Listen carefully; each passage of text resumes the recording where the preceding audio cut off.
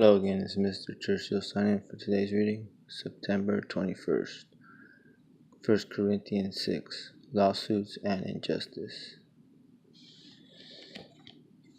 1 through 20. How dare one of you with a complaint against another go to court before pagan judges and not before God's people? Don't you know what God's people are going to be judged, the universe?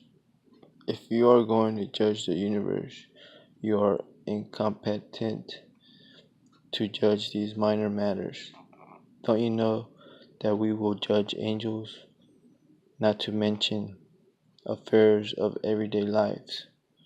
So if you require judgments about matters of everyday life, why do you put them in front of men who have no standing in the messianic community? I say, shame on you.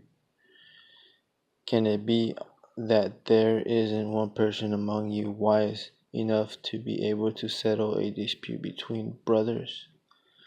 Instead, a brother brings a lawsuit against another brother, and that before unbelievers. Actually, if you are bringing lawsuits against each other, it is already a defeat for you.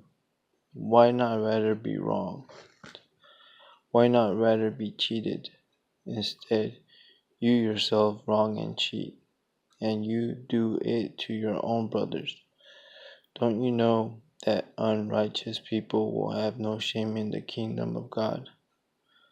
Don't delude yourselves. People who engage in sex before marriage, who worship idols, who engage in sex after marriage with someone other than their spouse, who engage in activity or passive homosexuality, who steal, who are greedy, who get drunk, who assail people with contemptuous language, who rob. No, none of them will share in the kingdom of God.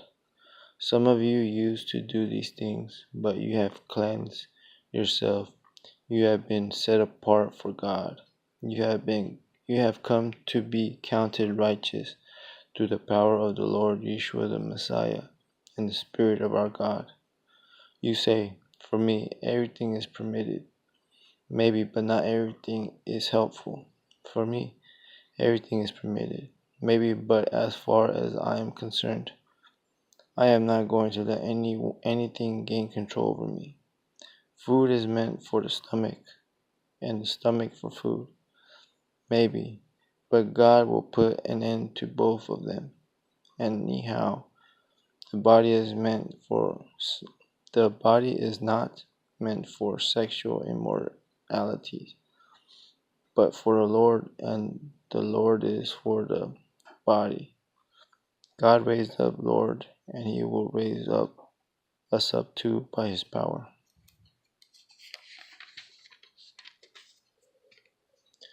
Don't you know that your bodies are part of the Messiah? So am I to take part of the Messiah and make them parts of a prostitute? So am I to take part of and make them part? Heaven forbid. Don't you know that a man who joins himself to a prostitute becomes physically one with her? For the Tanakh says, the two will become one flesh. But the person who is joined to the Lord is one spirit. Run from sexual immoralities. Every other sin person commits is outside the body. But the fornicator sins against his own body.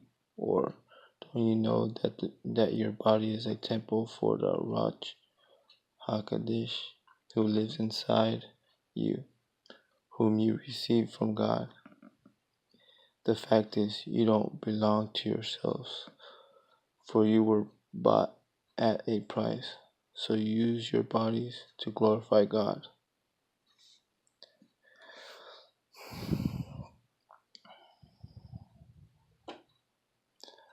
So on that note,